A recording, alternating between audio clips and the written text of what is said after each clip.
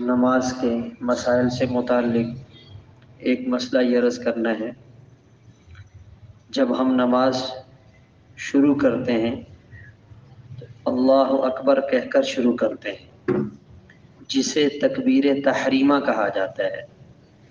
اگر کوئی شخص نماز شروع کرنے کے لیے کانوں تک ہاتھ اٹھا کر باندھ لے اور زبان سے اللہ اکبر نہ کہے تو اس کی نماز نہیں ہوگی، یا ہاتھ باندھنے کے بعد اللہ اکبر کہے تو بھی نماز نہیں ہوگی۔ ہاتھ اٹھانے کے ساتھ باندھنے سے پہلے اس دوران اللہ اکبر کہنا فرض ہے، یہ ہماری نماز اس سے شروع ہوتی ہے۔ اگر جماعت کے ساتھ امام کے ساتھ نماز شروع کر رہے ہیں تو اس میں ایک اور چیز کا خیال رکھنا ضروری ہے کہ امام کی اللہ اکبر سے پہلے ہم نہ کہیں، امام کی تکبیر کے بعد مقتدی تکبیر کہے گا، تو اس کا خیال رکھنا ضروری ہے۔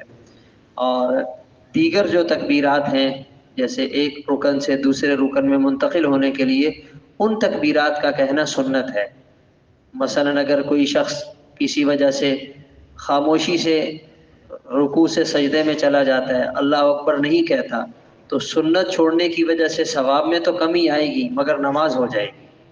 یعنی وہ جو دوسری تکبیرات انتقال ہیں ان کا کہنا سنت ہے، اور پہلی جو تکبیر ہے اس کا کہنا فرض ہے۔ اگر کوئی شخص یہ نہیں کہے گا تو پھر اس کی نماز نہیں ہوگی۔ اللہ تعالیٰ عمل کی توفیق عطا فرمائے۔ اللہم صلی علی وسلم۔